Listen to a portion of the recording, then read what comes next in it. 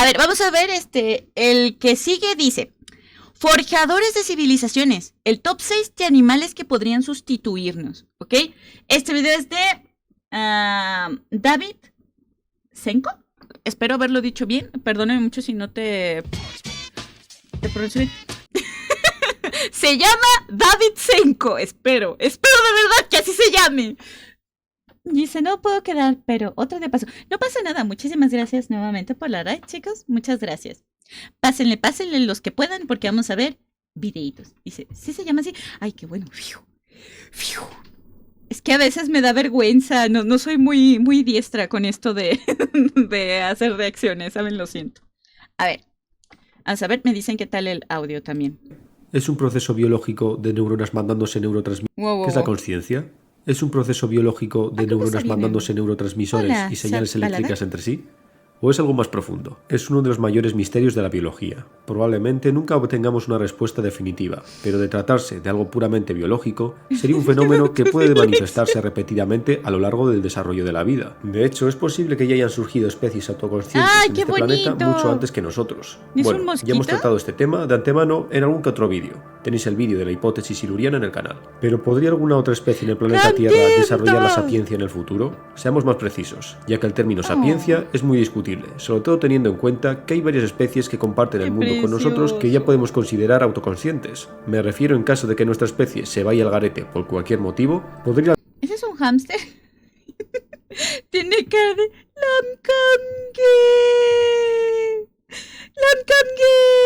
¿lanzarse alguna especie inteligente a nuestro nivel en el futuro?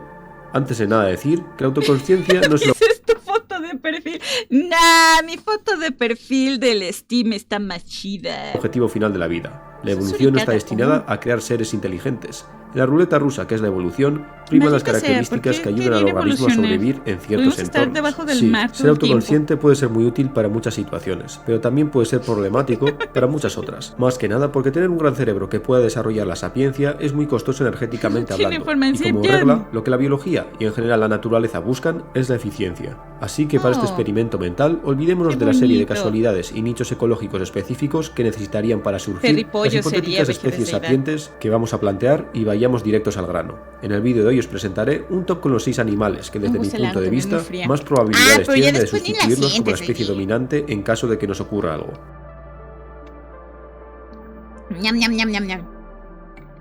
Mira, Sad Palada le sabe a todo, güey. Dice que ya está esperando que sea viernes para comprarse unas pinches guamas banqueteras. Aquí nos encontramos con los candidatos más extraños de todo nuestro catálogo de posibles constructores de civilizaciones, en parte debido a que se puede discutir que estas criaturas ya tienen sus propias civilizaciones, solo que construidas de una forma muy diferente y a la vez siniestramente similar a la nuestra.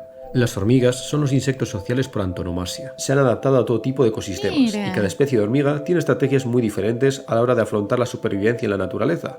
Algunas forman colonias de millones de individuos, otras no son más que grupos de apenas 100 hormigas. Algunos construyen hormigueros de tierra colosal. Miren eso, sí estaba viendo de este experimento que se hizo para ver cómo es que funcionaban los hormigueros y miren eso, por Dios.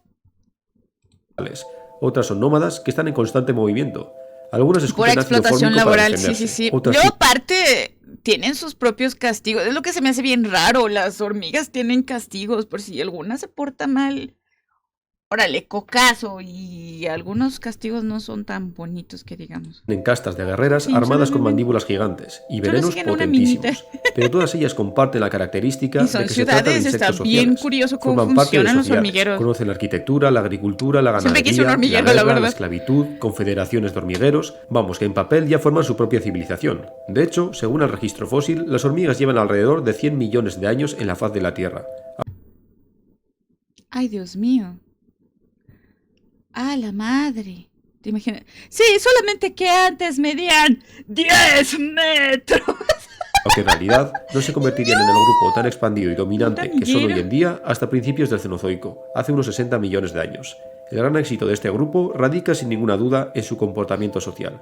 Ahora bien, cómo estos organismos tan simples, sobre todo comparándolos con el resto de candidatos de la lista, han conseguido este nivel de organización y sofisticación que en muchos casos dejan en ridículo al resto. Pues para empezar, cosas como las castas sociales de un hormiguero no son el resultado de cultura, sino... Mira esa tiene forma de corazoncito. Ay, esa está picuda. Ay, están bien adorables, son bien bonitas. El determinismo biológico no es una sociedad real, como lo podría ser la nuestra. Mira, es que esta está toda picuda, güey. Ay, sus ojitos. Esto me dio un chingo de ternura. Y esa parece que se hizo un chipote. Es lo que la biología denomina eusociedad. Cada rol específico está grabado a fuego en los genes de cada individuo, hasta el punto que en algunas especies, si comparas la casta guerrera con las obreras, tienen más diferencias que similitudes. Son deliciosas con Parecen salsa, especies sí, cierto, completamente sí, diferentes. sí, Esto es el resultado de nuestra amiga la selección natural trabajando horas extra. Una especie de prueba y error que sin querer engendró algo que podríamos considerar una sociedad a primera vista. Cogiendo esto como base, ¿por qué no podría pasar que en cierto... Es que se me hacen bien adorables. Dice, ¿existe uno que su método de ataque es explotar? Literalmente, ¿en serio? Vaya, las hormigas son una cosa bárbara. Qué curioso. Se me pregunta qué saben las hormigas. Tienen un sabor bastante particular. No sabría decirte qué otro sabor tienen más que hormiga, ¿sabes? Científicos, vamos a verter aluminio fundido a ese hormiguero centenario para estudiar su edificación, las hormigas del hormiguero. ¡No, mi casa, tío! En cierto momento, una colonia de hormigas en alguna parte descubre que mediante una reacción química de sus ácidos pueden generar un fuego, y que este fuego, si se alimenta en ciertas cavidades, puede generar un calor inmenso, es decir, un horno, y que este calor inmenso se puede utilizar para derretir y modelar ciertos minerales que se encuentran al excavar en sus galerías, como el cobre o el hierro. Es decir, metalurgia. Este es un simple ejemplo, más bien una excusa para imaginarnos hormigas con mandíbulas cromadas y armaduras con pinchos. Pero si la selección natural nos ha dado hormigas cultivando hongos o cuidando de ciertos insectos, no me sorprendería demasiado que, dándolas unos cuantos millones de años, ciertas especies desarrollen la metalurgia y las tecnologías, como por ejemplo la energía hidráulica. Pero a pesar de todas las posibilidades de una civilización de hormigas, no sería una sociedad real, formada por individuos. Sería, como he comentado antes, una eusociedad, una civilización creada por mentes colmena, por robots, un superorganismo, es decir, algo completamente alienígena para nosotros, y prácticamente el resto de animales de esta lista, que disfrutamos de nuestra individualidad. Aunque bueno, seguro que la hormiga individual, con sus limitadas capacidades, está más que feliz de cumplir con su rol preasignado por millones de años en lo más profundo de su ADN. Al menos, ellas no tienen que perder el tiempo pensando en sus propósitos, pero no nos pongamos demasiado profundos. Nuestras laboriosas compañeras se quedan con este puesto. Voy a ver. En este puesto nos encontramos a un grupo de auténticos alienígenas, tanto así que existe una teoría que afirma que estos animales no son nativos de la Tierra y que llegaron a nuestro planeta a modo de esporas en un asteroide hace cientos de millones de años, tremendos autoestopistas galácticos. Por supuesto, esta teoría es una chorrada, pero lo cierto es que los cefalópodos, es decir, animales como los calamares... ¡Miren, chicos! ¡Ay, qué adorables! A mí me encantan los pulpos, son demasiado bonitos y pechochos. Te quiero mucho, pulpito bebé, eres demasiado adorable. Míralo ahí, todo bebé y todo pechocho. Perdón. Pulpos y sepias son increíbles. ¡Mira! Un linaje de animales muy antiguo. Los nautilus, qué hermosos. Miren nada más. ¡Ay, ese bebé! Se parece al maguito que estuvo de modelo de ti ti ti ti ti ti ti ti ti ti ti. Qué bonitos. Se son adorables y deliciosos como las vacas, justamente. Sí. Es adorable, pero las chicas japonesas no. ¡Ay, qué cochambrosa tú, Necote Fideidad! Hola, Pavia, ¿cómo estás? Los primeros fósiles de estos animales se remontan hace unos apabullantes 500 millones de años. Pero dejemos de lado la antigüedad de estos animales que podrían sustituirnos en uno de los aspectos más interesantes de estos, su inteligencia. Es increíble pensar que unos invertebrados tan antiguos pueden tener esta inteligencia, pero lo cierto es que estos animales exhiben comportamientos que solo pueden ser catalogados como conscientes. No es para menos. Los pulpos pueden coleccionar rocas, chicos. Y pueden arreglar sus casitas. Son demasiado adorables. Me dan un chingo de ternura. Que ven una piedrita, se la llevan hasta que llegan a su refugio y ahí la ponen de adorno y ahí tienen su colección de piedritas brillantes. Son demasiado adorables. Me encantan. Los pulpos son demasiado inteligentes. Cefalópodos tienen el sistema nervioso central más complejo de todos los invertebrados. Si nos ponemos a contar el número de conexiones neuronales, los cefalópodos poseerían una capacidad neuronal similar a la de un perro. lo cual en papel no está nada mal. Pero comparar el cerebro de un mamífero con el de un molusco, utilizando el número de neuronas como referencia, nos da un resultado muy simplista y, como demuestran los experimentos llevados a cabo con cefalópodos, en muchas ocasiones erróneo. Porque a diferencia del sistema nervioso centralizado de los mamíferos, los pulpos, calamares y sepias tienen un cerebro central y uno periférico, es decir, un sistema nervioso descentralizado. Este cerebro periférico está repartido por las extremidades de los animales, lo que permite a nuestros amigos con ventosas estar pensando, por así decirlo, en varias cosas a la vez. Mientras sus tentáculos exploran el entorno independientemente con sus pequeños cerebros, el cerebro central puede estar a otra cosa o decidiendo qué hacer con los estímulos recibidos por su sistema nervioso periférico, una especie de... ¿En serio? Dice, había escuchado que en algunos arrecifes forman pequeños grupos como si fueran pueblos. Se protegen entre sí y se alimentan entre todos. Es que en serio, son muy inteligentes. Y tengo entendido que también son muy sociables. Así que, un punto para los pulpos, un punto menos para la Tarniushka. Así que, son geniales. Conversación interna perpetua. Uno expone y otro dispone. Sean todos los cefalópodos bipolares. Es gracias a esto que los cefalópodos son capaces de resolver problemas complejos. Son muy adaptables a la hora de enfrentarse a nuevas situaciones, son curiosos, les gusta explorar y desmontar objetos, aprenden mediante observación, a diferencia de repetición, como puede ser el caso de los perros. Aparte de esto, utilizan cambios de color y patrones en su piel para indicar estados de ánimo y transmitir ideas a otros. Además de que son astutos, y en el caso de los pulpos son especialmente buenos escapando de su confinamiento y a su vez destrozando el equipamiento de laboratorio. Hay varios casos en diferentes acuarios de pulpos abandonando su hábitat por la noche para tomarse un tentempié a modo de algún cangrejo en otro hábitat, para luego volver al suyo como si nada hubiera pasado. La única pega de los pulpos en concreto, como candidatos de creadores de civilizaciones, es que se trata de animales solitarios en la naturaleza, a pesar de que en acuarios y laboratorios se ha demostrado que cuando están juntos, estos animales los resultados de los juegos de fútbol. Aparte de que se trata de animales que viven muy poco, unos 4 años. Me encantan sus ojitos. En el caso de las hembras, mueren tras poner los huevos. Como el de las cabras. Pero quién sabe, puede que en un futuro surja una especie de pulpo más longeva y que no está atada al ciclo de vida de la muerte prematura. Una civilización de cefalópodos, estilo la Atlántida, sería algo bastante espectacular de ver. Por cierto, se viene una anécdota personal. Me acuerdo cuando tenía unos 10 años que fui al acuario de Donostia. El acuario tiene una sección que imita los hábitats de pozas de marea. Esas grandes charcas que se forman en las rocas cuando se retira el océano. En esta sección los visitantes pueden meter la mano en las charcas poco profundas. El caso es que, por lo que leí en un cartel, entre los habitantes de esta sección se encontraba un pulpo. El cartel indicaba que los pulpos son unas criaturas curiosas y que si les interesas por algún motivo se acercarán a curiosear. Yo que consideraba que los pulpos eran unos animales simplones, no podría estar más equivocado. Es entonces cuando mi tío y yo nos fijamos en 2 ojos que se asomaban por debajo de una roca. Al ver al pulpo que se asomaba tímidamente, decidimos meter las manos en el agua para ver cómo reaccionaba. En vez de acobardarse, el pulpo extendió sus tentáculos y comenzó a inspeccionar nuestras manos, a la vez que nos revisaba de arriba abajo con sus ojos. Nos sorprendimos por la fuerza que este pequeño animal ejercía con sus ventosas. Parecía que intentaba treparnos por el brazo.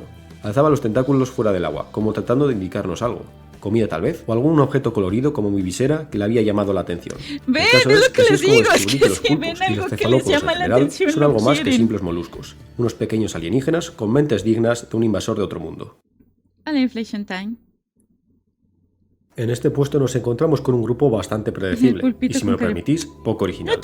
Más que nada porque nosotros formamos parte de este grupo. Como no, me refiero a los primates. Es decir, que en este puesto estamos tratando con un caso del planeta de los simios. Sabemos que otros grandes simios, como los chimpancés, los bonobos o los orangutanes, comparten muchas características con nosotros, y no me refiero simplemente a nuestro genoma, sino que estas especies de grandes simios comparten sentimientos complejos, como la envidia, la vergüenza, el amor, también la me dan miedo la pena por la pérdida de un ser querido, la empatía, incluso entienden las bromas. Mucho. Algunas especies son capaces de aprender la lengua de signos, o al menos una versión más limitada de la lengua de signos, pero que a fin de cuentas les da la capacidad de comunicarse con nosotros. Del mismo modo, entienden nuestras palabras, aunque no estén plasmadas en la lengua de signos. ¡Me dan miedo! La mayoría de los primates son animales sociales que viven en grandes grupos familiares, con la notable excepción del orangután, que se trata de una especie más solitaria. Como comprobaréis, en esta lista los animales sociales van a dominar el ranking. No es una casualidad, ya que la cooperación y la convivencia conlleva algo más de trabajo que el puro instinto. Le voy a pedir si me deja quitarle llevan utilizando herramientas por decenas de miles de años.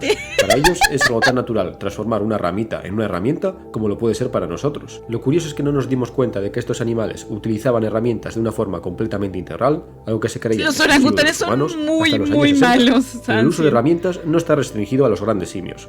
Otros primates que en principio se consideran yo debo admitir admitir que odia a este tipo de simios. ¿Cómo se llaman los chimpancés capuchinos?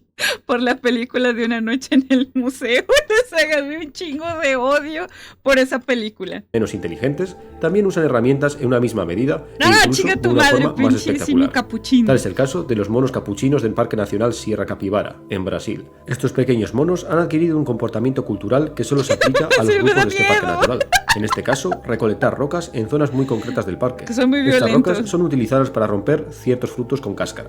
Según el registro arqueológico, estos monos llevan aproximadamente 4.000 años llevando a cabo este ritual de recolección de piedras. O también yo me voy corriendo, Estos así monos que creo que tienen ganan su propio registro arqueológico. Pero si nos vemos obligados a elegir a un solo representante entre todos los simios, los más brillantes, sin ninguna duda, son los chimpancés. En caso de que nuestro planeta se convierta en algo parecido al planeta de los simios, ellos serían los abanderados. Por poner un ejemplo de la brillantez de estos animales, tenemos el caso de la chimpancé Washoe, del Instituto de Comunicación de Chimpancés de Washington en los años 70. La chimpancé era capaz de comunicarse formando 350 palabras en lengua de signos. Es considerado como el primer animal capaz de comunicarse mediante la lengua de signos. Entre todas las anécdotas de la vida de Washoe, hay una que es especialmente enternecedora y una prueba indiscutible de que la chimpancé comprendía las palabras. Washoe estaba especialmente sensible debido a que su cría falleció poco después de nacer. Justo en esa temporada, una de las cuidadoras de Washoe, llamada Kat, estaba embarazada, y cuando la chimpancé observó el vientre abultado de la cuidadora, se comenzó a interesar. En el lenguaje de signos, tras tocar la barriga de la cuidadora, formaba la palabra niño. Entonces, por una temporada, Kat dejó de visitar a la chimpancé. Eso no le sentó nada bien a Washoe. Estaba más irritable de lo normal. Seguramente pensaba que su amiga la había abandonado. Cuando Kat volvió días después, al principio Washoe la ignoraba, como si estuviera enfadada con ella. Pero entonces Kat se acercó y le explicó con su lengua común que había perdido al niño. Kat había sufrido un aborto. Es entonces cuando la chimpancé cambió su actitud completamente y comenzó a gesticular la palabra tristeza, al mismo tiempo que con el dedo tocaba la cara de Kat y hacía el recorrido que hace una lágrima por un rostro. Porque los chimpancés no tienen conductos lacrimales como nosotros. No pueden llorar. A continuación, Washoe gesticuló la frase «abrázame», y la mujer y la chimpancé se abrazaron sin afecto. Una demostración ante los todavía escépticos de la época que demostró que los animales son capaces de sentir emociones complejas. Nuestros primos peludos se quedan con este puesto. Híjole, no...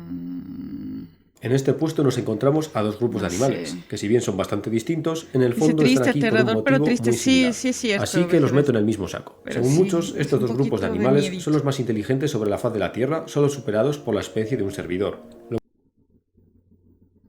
Dice, el mono, te quiero, no puedo llorar, pero te acompaño en el dolor, mi querida amiga.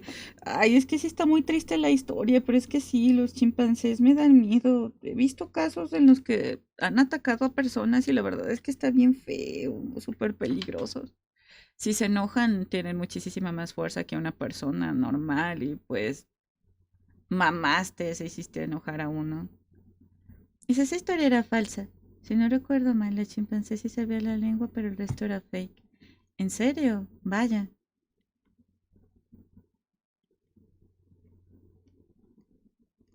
Dice, entonces los monos igual que humanos, no todos son buenos ni todos son malos. Así es. Tienen un temperamento un poquito pesadito, así que hay que tener mucho cuidado con los chimpancés. Con los monos, vaya. Tienden a ser muy peligrosos si se enojan, la verdad. Lo cual es bastante chocante para muchos, ya que cuando nos dicen que nombremos al animal más inteligente del planeta, seguramente la mayoría mencionarían alguno de los grandes simios. Los hechos de esta historia. Una respuesta demasiado antropocéntrica. En cambio, nuestros primos peludos quedan relegados a un segundo plano cuando comenzamos a hablar de dos grupos de animales emplumados. Los córvidos, es decir, los cuervos, urracas y arenajos, y los citaciformes, un orden formado por los loros y sus primos como las cacatúas y los loros de Nueva Zelanda. Sí. Los loros de Nueva Zelanda son especiales. Los antepasados de estos se separaron del resto de loros auténticos, por llamarlos de alguna manera, y quedaron aislados hace 80 millones de años. Pero no nos vayamos por las ramas. Existen muchísimas especies con modos de vida muy diferentes dentro de estos dos grupos. Algunos son frugívoros, en las junglas tropicales, mientras que otros son omnívoros, en climas templados y fríos. Pero todos comparten la característica de ser brillantes a su manera. Utilizan herramientas, se reconocen en espejos, resuelven problemas complejos que pondrían a más de un humano en problemas, saben cómo engañar a otros o empujarles a llevar a cabo conflictos, comprenden sentimientos complejos, entienden el concepto de la muerte, tienen comportamientos culturales y modas que solo afectan a ciertos grupos, etc. Resulta bastante increíble que no nos hayamos dado cuenta de la inteligencia de estos animales tan tarde, porque claro, ya sabíamos que podían imitar sonidos y palabras, pero considerábamos que simplemente los repetían como una grabadora. Yo también quiero la expresión repetir todo como un loro. Pero resulta que estos animales sí comprenden las palabras. Sus voces me dan miedo. Es que los cuervos pueden imitar más a la perfección a una persona, ¿sabes? Tienen mejores cuerdas vocales que algunos loros. Y por eso su voz es más... Yo creo que si escuchas a un cuervo diciendo una palabra como una persona, te zurras. Te zurras, así de simple. Sí podría impresionar bastante escuchar a un cuervo hablar. Y se dicen, hola, güey. Sí, hablan súper adorable, a mí se me hacen tiernos, pero creo que si escuchas a uno en la noche y dices, ay, güey, qué pedo. Está particular. Es un cuerpo diciendo perripollo. ¡Oh! Y se ha escuchado videos donde unos hablan, sí. Y se los cuervos que son unos hijos de la chingada, unas desgraciadas perras rencorosas. Sí. Y por eso me encantan. Los cuervos son unas rencorosas, ¿eh? Nunca hagas enojar a un cuervo. De verdad, nunca lo hagas. Jamás. Asocia los sonidos con objetos o sensaciones. Muchos son los experimentos que confirman esto. Dark, del mismo modo, los córvidos y los loros poseen una habilidad que el resto de animales del planeta, aparte de nosotros, sí, no poseen. Mira, güey, te voy a bañar, güey. Te voy a bañar. Sigue respirando mientras pueda. Ya estás bañado. Esta es la viva imagen de Dark, chicos. Es Dark, definitivamente. Menos ¿Qué no dijiste de Watanabe?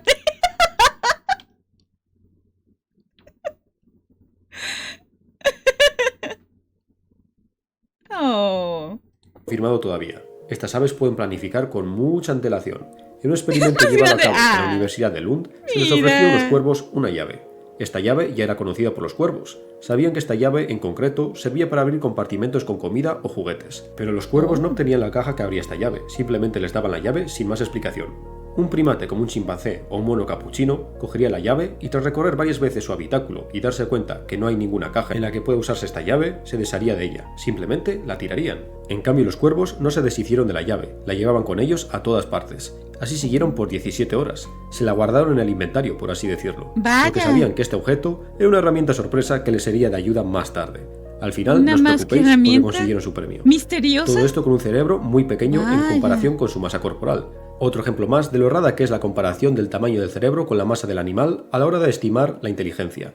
Todos estos animales son geniales, pero si tenemos que aventurarnos a elegir los mejores candidatos a la hora de construir una civilización futura, me quedo con los dos pesos pesados. Por un lado, el cuervo de Nueva Caledonia, y por otro lado, el loro gris africano.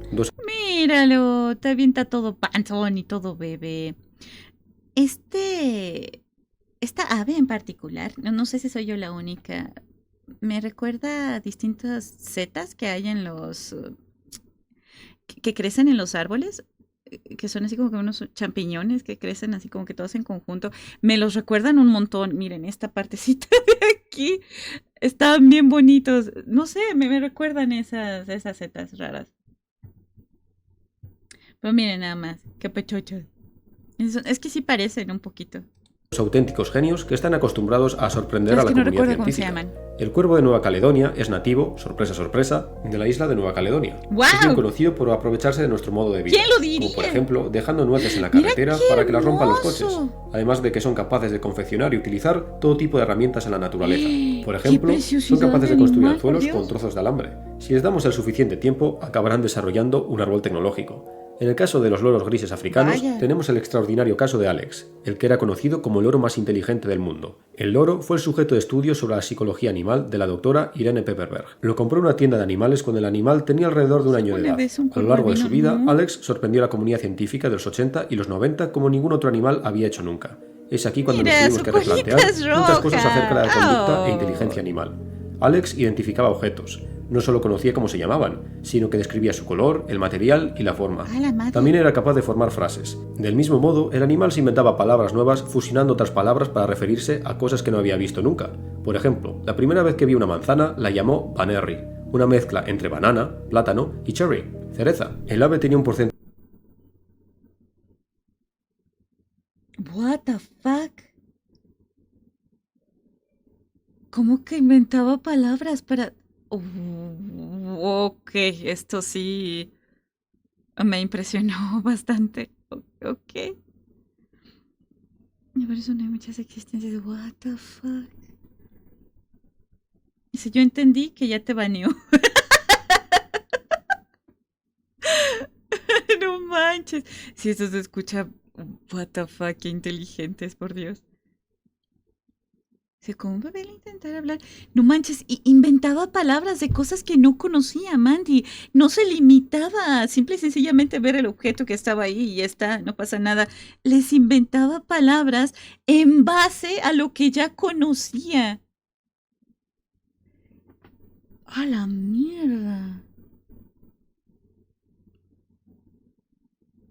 Dice, cada vez que Dark banea a alguien, que diga Banerri en el chat. Porcentaje de acierto superior al 80%. Es más listo También de debemos de tener en cuenta que debido a los repetitivos ejercicios a la hora de examinarle, Alex se solía aburrir y comenzaba a fallar a propósito o se ponía a hacer preguntas. ¡Ah, huevo! Del mismo modo, había momentos en los que se enfadaba cuando trataban de engañarle, con información errónea. También fue en uno de estos momentos de aburrimiento que Alex se miró en un espejo y preguntó: ¿de qué color? Este se considera el único caso registrado de un animal haciéndose una pregunta existencial. La doctora Pepperberg le repitió la palabra gris, mientras Alex escuchaba con atención. Entonces Alex comprendió y repitió: gris. La doctora y el loro compartieron juntos 31 años de su vida, pero lamentablemente Alex tuvo una muerte prematura para la larga esperanza de vida de los loros grises africanos, en el año 2007. Debido a un ataque al corazón, resultado de una extraña enfermedad arterial. La noche antes de su muerte, la doctora y él llevaron a cabo su rutina de buenas noches. La doctora indicaba a Alex que era hora de volver a su jaula. Alex entró en la jaula, se la quedó mirando y pronunció la frase: «Eres buena. Te quiero. Te veré mañana». Los increíbles córvidos y loros se quedan en este puesto. Chanfle, no, güey, no me digas eso. Pi, pi, pi, pi, pi, pi.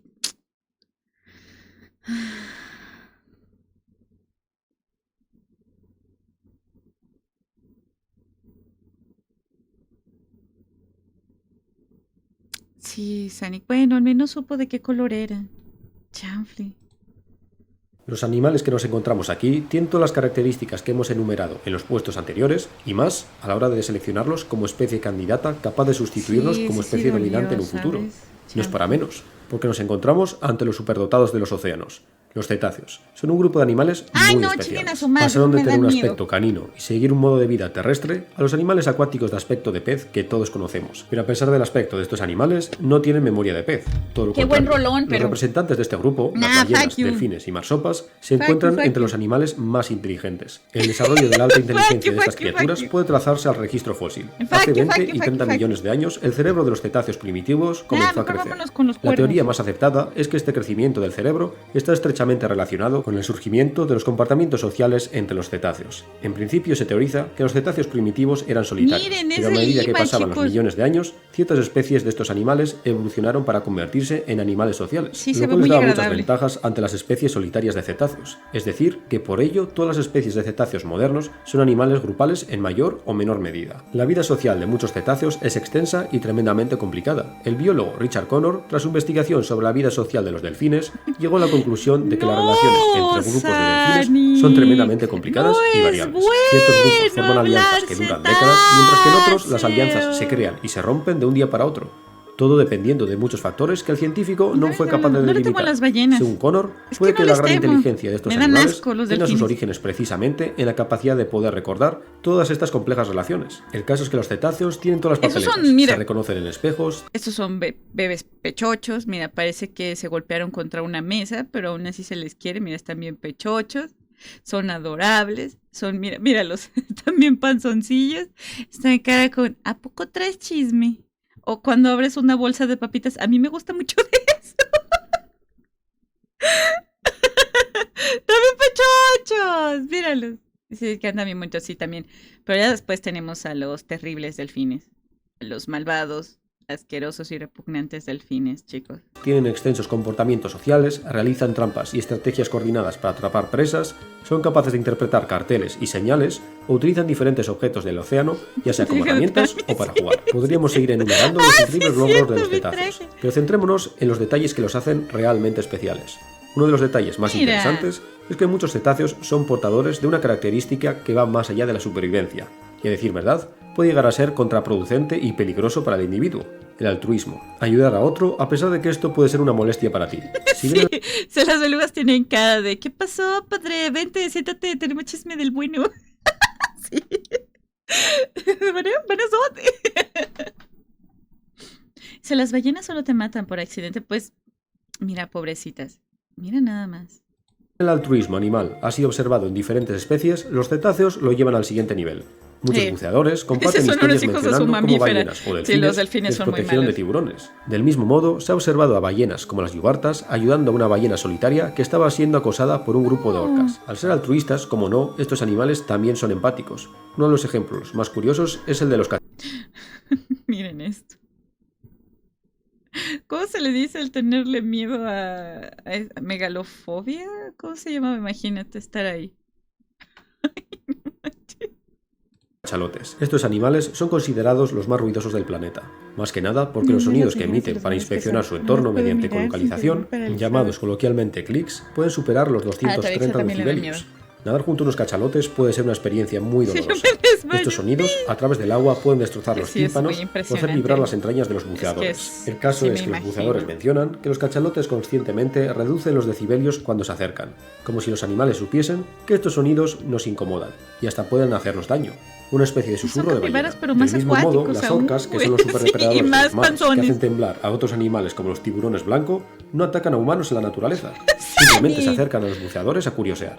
Puede que nos reconozcan como extraños seres conscientes, al igual que ellas. O puede que entre las orcas exista el relato oral de que es mejor no meterse con estos extraños seres terrestres, que somos peligrosos. Sí, como lo habéis oído, relato oral. Porque los sonidos que emiten las ballenas y delfines no sirven simplemente para inspeccionar el entorno mediante colocalización, sino que sí echan chisme entre ellos.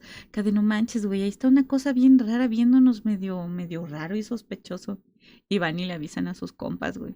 Apunta a una de las características más fascinantes de los cetáceos, que las ballenas y delfines tienen sus propios idiomas. Es un tema muy discutido en la comunidad científica. Hay muchos lingüistas que comentan que los sonidos de estos animales no hay que olvidar que nosotros fuimos peces. Un lenguaje. Lo que pasa es que estos lingüistas cometen el error de ser demasiado antropocéntricos, ya que en muchos aspectos el habla, por así llamarlo, de los cetáceos es mucho más compleja que la nuestra. Del mismo modo, no existe una lengua universal para todos los individuos de una especie. Ballenas de diferentes regiones, a pesar de formar parte de la misma especie, emiten sonidos diferentes, es decir, tienen diferentes idiomas o dialectos. Esto tiene relación con el concepto de cultura propia. La cultura se transmite entre diferentes grupos de cetáceos. Si un grupo averigua algo interesante o divertido, muy probablemente otro grupo adoptará esta característica cultural o moda. Un buen ejemplo reciente es el de las orcas ibéricas. Algunos de estos animales comenzaron a atacar pequeñas embarcaciones. Parece ser que este comportamiento se expandió. Pero Amatami, las orcas son como los delfines. Bueno, no tan cabronas. En sí parecen casi felinos por cómo juegan con la comida y a la vez muy inteligentes. En fin, ¿cuándo sube su reacción al Miria PDFU? Nunca. Siguiente pregunta. La ballena bien despierta. Simios estúpidos. Dice, varias orcas atacan a un velero de la Armada Española y destrozan parte del timón en La Coruña. Probablemente y esto se hizo porque a lo mejor y alguien en otro turno le hizo el feo a una orca. Y llegó la orca y dijo, no, güey, mira, ¿ves ese pinche pez raro, metálico, de ese color tan llamativo, güey? Son malos. No nos quisieron dar un pedacito de queso. Y por eso empezó a surgir el rumor, lo más seguro. Y desde el 2020 se han dado 774 casos registrados desde las costas del norte de África hasta el Canal de la Mancha. Pero estas modas aparecen y desaparecen. Al igual que pasa con nosotros, las modas vuelven. ¿Tú crees que las ballenas o orcas nos echan a Mira, ya se comprobó, Mandy. Que recientemente han vuelto a utilizar salmones como sombrero, un comportamiento que no se observaba.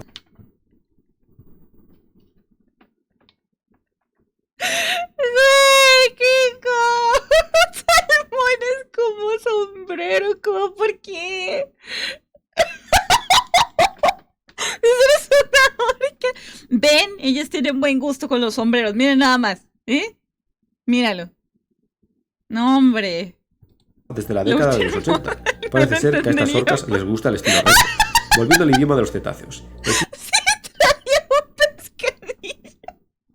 No manches, eso yo no lo sabía. Tremendo estilazo, no, sí, la verdad se veía bien fachera. Sé cuando se te pegan a ti los buenos gustos en sombreros. A mí, ¡cállate! Existen casos de ciertas ballenas cambiando completamente el tono y la frecuencia de sus sonidos cuando se encuentran con otra especie. Puede que una ballena austral chapurre un poco de Yuarta. No, hagan algo, pobrecita, miren.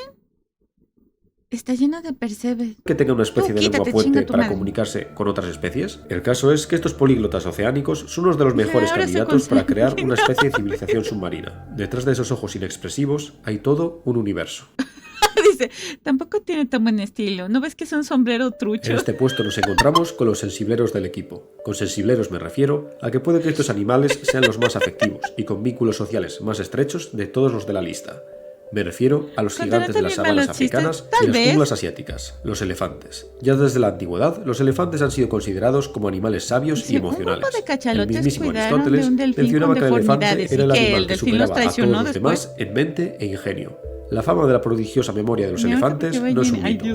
Ciertamente, estos animales, más concretamente las matriarcas, tienen un mapa mental de todas las rutas habidas y por haber que han seguido a lo largo de los años. Porque sí, las manadas de elefantes están dirigidas por una matriarca que vela por el bienestar del grupo, formado por crías, hembras y machos jóvenes. Las hembras son las encargadas de transmitir los conocimientos, habilidades, recursos y estrategias de supervivencia. Lo del cementerio de elefantes, ¿sí se acuerdan lo que les dije? Que los elefantes pues sí tienen muy buena memoria, tan buena memoria que si llegas a molestar a sus aposentos, sobre todo a un cementerio de elefantes, no te dejarán descansar ni aunque te mueras, ni aunque te vayan a enterrar, no te dejarán descansar como aquella señora, ¿ok? De generación en generación, de manera que transmite la cultura por aprendizaje Dios social. santo, Los machos chicos. adultos tarde o temprano abandonan el grupo y siguen una vida por lo general solitaria. Los lazos sociales dentro de los grupos de elefantes. ¡Mira! ¡Ay, qué bonito! Güey, bájate, estás pesado, no manches. Mira, tiene pelo. ¡Qué bonito! Están bien preciosos, mira. Qué bonita fotografía, está bien preciosa. Mira, el elefante tira en paro. Y el de ¡ño! Son extremadamente cercanos. Estos animales, a pesar de que físicamente tienen muy pocas similitudes con nosotros, muestran emociones, identifican las emociones de otros y son muy expresivos, en parte debido a su trompa, que utilizan prácticamente. Sí, Cota. Sí, los elefantes sí tienen su cementerio. Sí, le hacen una especie de como que muestran sus respetos a los elefantes que se mueren. Si así están moribundos y todo, los acompañan y se quedan con ellos hasta que fallecen y toda la onda. Tienen como que sus propios rituales. No sé si es que van a ponerse a bailar o algo así, pero tienen su propia manera de respetar a los que se van, ¿no? Es bastante particular cómo funcionan los elefantitos penchonchos. Como nosotros utilizamos nuestros brazos. Me encantó es la decir, imagen que aparte de anterior, utilizar sus trompas para interactuar con objetos o con otros elefantes, también lo utilizan para gesticular. De hecho, son de los pocos animales que entienden el gesto de señalar un objeto que nos llama la atención, o señalar una dirección para indicar a dónde nos dirigimos a la primera. Porque básicamente ellos también utilizan las trompas para esto. A decir verdad, el Ay, no sé si esto es real, pero ¡ay, qué bonito! cerebro de un elefante es muy similar al nuestro en estructura, tanto así que al verlo uno junto al otro, a más de uno le costaría diferenciarlos. Un ejemplo de evolución convergente. Puede que por ello compartamos tantos gestos en común. Como no, debido a sus estrechos lazos sociales, los elefantes también son altruistas, al tratar de ayudar a otros de su especie o otros animales. Pero la característica... Como decía el elefantito de Tarzán, se ve turbia y sospechosa. La más impresionante de los elefantes es que comprenden el concepto de muerte como ningún otro animal. Muchos animales hasta cierto punto comprenden la muerte y lo que significa que algún compañero haya muerto. Todos los animales de esta lista, con la excepción de las hormigas, comprenden la pérdida, pero el caso de los elefantes es especial. Tienen, podríamos decir, rituales funerarios, algo que se creía exclusivo de la especie humana. Se han observado muchas veces. Cada vez que un grupo de estos animales se encuentran con huesos de elefantes, los recogen y los juntan para a continuación acariciarlos con sus trompas y mantenerse en silencio observando los huesos, como una especie de funeral improvisado, reconociendo que estos objetos blancos son parte de lo que alguna vez fue uno de ellos. Del mismo modo, se han dado casos de elefantes que trataban de recuperar el cuerpo de elefantes abatidos por cazadores, como si intentasen dar una despedida digna a su compañero. Es debido a estos sucesos que observaron los exploradores europeos del siglo XIX que se concebió la errónea idea de que existían cementerios de elefantes, Uno de los casos mejor documentados de los ritos funerarios de los elefantes es la experiencia de la etóloga Cynthia Moss, en Kenia. Cynthia lleva tiempo observando un grupo de elefantes en el Parque Natural de Amboseli. Un día, 2 miembros del grupo fueron disparados por cazadores furtivos. Aunque uno de los elefantes murió, el otro, llamado Tina, se mantuvo en pie, pero muy mal herida por la pérdida de sangre, hasta el punto de que sus rodillas comenzaban a ceder. 2 miembros de la familia, entre las que se encontraba la madre de Tina, Teresia, caminaron hacia ambos lados de Tina y actuaron a modo de soporte. La mantuvieron en pie. Pero Tina ya estaba perdida. No pasó mucho hasta que el animal se dio por vencido y se desplomó, para acto seguido morir en el suelo. Las 2 elefantas trataban de levantarla desesperadamente. Los otros miembros de la familia trataban de ayudar, poniendo hierba en la boca de Tina. Teresia trató de levantar a Tina utilizando sus colmillos, pero lo único que consiguió fue dañarse uno de los colmillos. Después de que los elefantes asumiesen que Tina había muerto, no la abandonaron, sino que comenzaron a enterrarla en una tumba poco profunda y lanzaron hojas sobre su cuerpo. Se pararon al lado del cuerpo de Tina durante toda la noche, en una especie de silencioso velatorio, y comenzaron a irse a la mañana. La última en irse fue Teresia, la madre de Tina, que se quedó por horas junto al cuerpo de Tina acariciando su cabeza con la trompa. Los elefantes se quedan en este puesto por algo muy especial. Qué feo. Tener autoconsciencia, reconocerse en un espejo, utilizar herramientas, está muy bien. Pero los elefantes tienen algo más, algo que nos acompaña a los humanos desde los albores de la humanidad. Espiritualidad. Algo que trata de dar explicación a la terrorífica entropía, la comprensión de que estamos un breve lapso de tiempo en la Tierra y luego, quién sabe, un misterio. Puede que la elefanta Teresia, mientras acariciaba la cabeza del cadáver de su hija, pensase que al final la volvería a ver. Puede que no en esta sabana, pero sí en otro tiempo, en otra parte, en el lugar al que viajan aquellos que dejan sus rocas blancas atrás. Pi, pi, pi. Ay, no, mira, y todavía... ¡No! ¡Espérate! Ay. Chanfle, qué buen video, por Dios.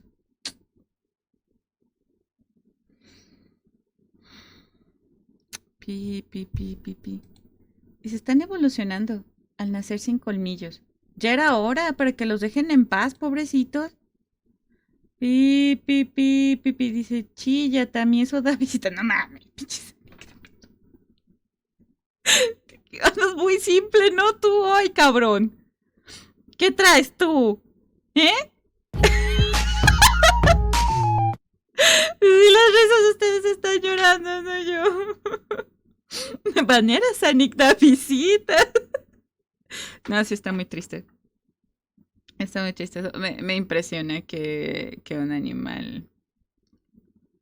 Y dije que estaba medio resfriado. Ah, bueno, pues, está bien. ¿Esto qué? Punch forever. Se no sabía que los elefantes hacían eso. Sí, yo sabía que tenían sus rituales para despedirse de sus... Pues, de sus allegados, ¿no? No puedo decirlo de otra manera, la verdad. Pero... No sabía que a tal grado. La verdad es que, guay, vaya, qué impresionante. Wow. Y el hecho de que reconozcan los huesitos y todo eso, vaya, qué triste, güey. Pi, pi, pi, pi, pi.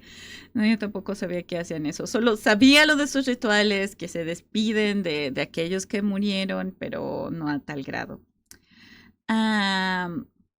Chacorta, bienvenido, bienvenida. Muchas gracias por estar aquí con nosotros. Muchas gracias. Y Juguamoco, muchas gracias por estar aquí también con nosotros. Pi, pi, pi, pi, pi. Estamos viendo unos videitos, pero ya nos pusimos todos depresivos. Está muy bueno el video, me encantó, la verdad. Me dio mucha tristeza, Lorito. A mí también, güey. Pues... ¡Pi! Lo del chimpancé no, la verdad, pero... Lo demás sí. ¡Pi, pi, pi, pi, pi!